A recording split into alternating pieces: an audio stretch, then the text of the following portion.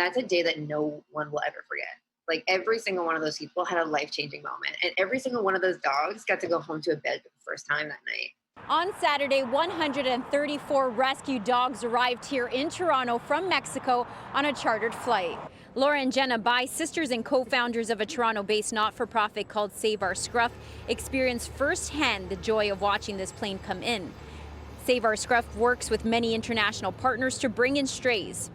So we've adopted out, I would say, probably about 1,800, maybe 1,900 dogs at this point.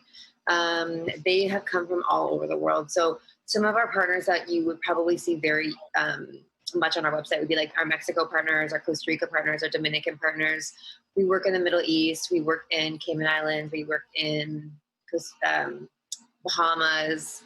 A lot of rescue organizations have the space and they have a sanctuary type environment, but they don't have anywhere to put the dogs afterwards, and adoptability in their countries is very minimal.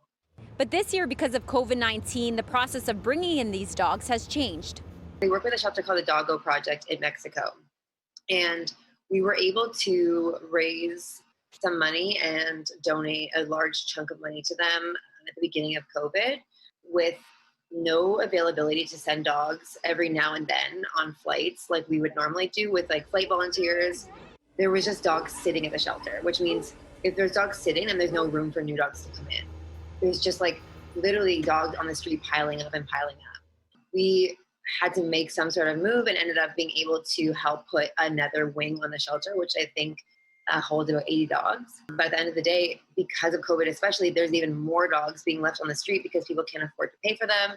So there's just like, it's created, COVID has, changed the way that this world looks as well. Unfortunately, we weren't doing enough. And we said, the only way to help alleviate what the capacity looks like is by getting dogs here. So renting a charter plane was the only option. In the weeks leading up to that, we got all the information medically, behaviorally on each one of the dogs. We rented 2 refrigerated trucks because it was so hot. We put all the dogs in the crates into the trucks, and we met all of our applicants there.